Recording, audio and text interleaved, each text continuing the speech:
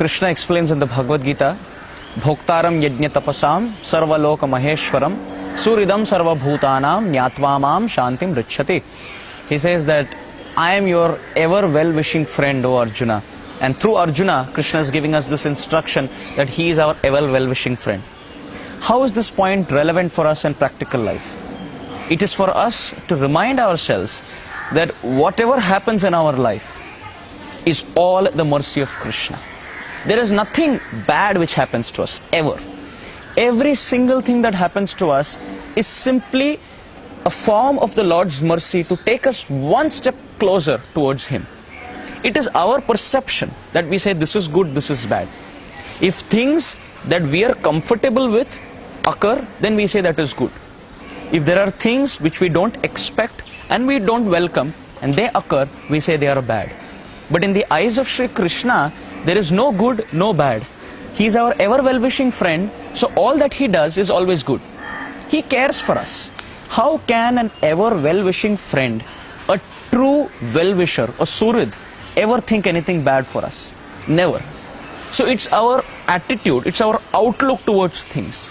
If we could simply accept the mercy of the Lord, that the Lord is my eternal master, my eternal friend, I am His part and parcel, my duty is to serve Him, and all that comes naturally. If favorable, I take it and I remember the Lord, and even if unfavorable, I tolerate it and I remember. I might not be able to see this as good, but I understand this is Krishna's plan. So we accept even reversals in our life with this attitude of gratitude. In fact, in the 14th chapter of the 10th canto, 10.14.8, Srimad Bhagavatam, Lord Brahma says, Tattenu kampam susamikshamano bunjana evatma kritam vipakam ritvak vapubir vidadan namaste jivet yo mukti pade sadayabhag.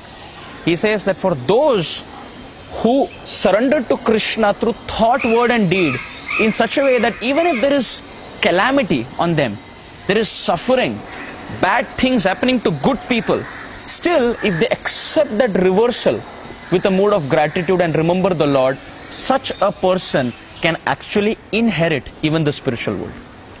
Dayabhag. So it is our mood. Being Krishna conscious is not to change things around us. It's not even to change our dress, but it is to change our mood. It is to change our consciousness. How do we see things? If previously we were seeing the glass to be half empty, by being Krishna conscious, by being positive, by bringing that change in that mood and depending on the Lord, we see positive and we see the glass to be half full. So in all circumstances, to understand that Krishna is our well-wishing friend. Avashya rakshibe Krishna. Rakshis yatati vishwaso. That Krishna is always there for me and nothing bad can ever happen. So even if there are reversals, if there are bad things, how does a devotee see it? He understands that everything comes from the past activities. The law of karma takes its entrance here. As we know, as you sow, so shall you reap. So the law of karma is such that every good and every bad activity that we have performed through thought, word and deed to every living entity around us, we get it back. Because Krishna is a fair judge, He is not biased. Samoham sarva bhuteshu name dveshyosti na priya. He is not biased to anyone, He is equal. And to give justice to every living entity, all good and bad that we do comes back. And it takes some time to fructify, so you don't get it immediately, because this world is not ours. There are set laws, and as the time comes, when the suitable time, the environment, everything is conducive, you get the fruits of your past, good and bad.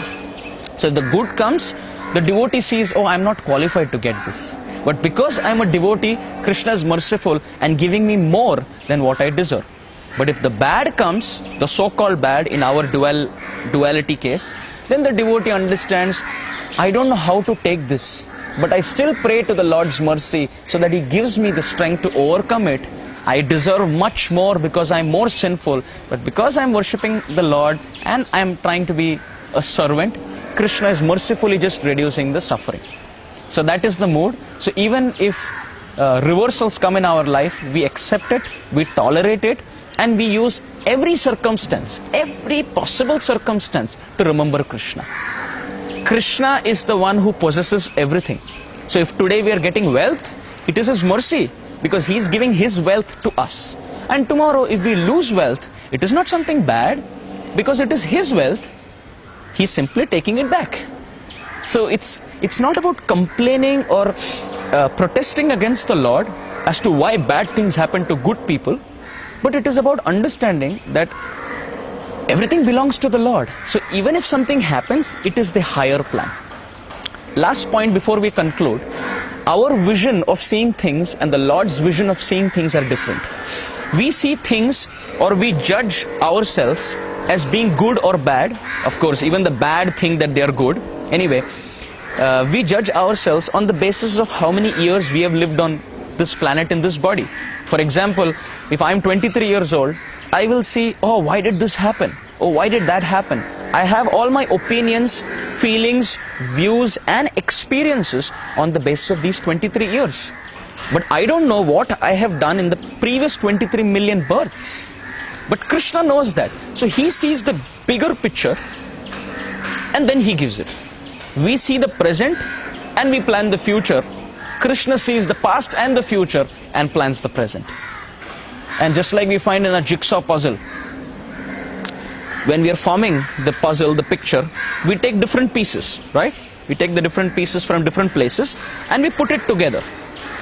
If we cry, why these pieces are taken like this? This is not correct. This is not right. Just have patience. By the end, we will find how by moving of the pieces from different places, a very beautiful picture is formed at the end. So similarly, Krishna always has a beautiful plan for us. At the moment, He's picking up different pieces from our life to form that bigger, beautiful picture at the end.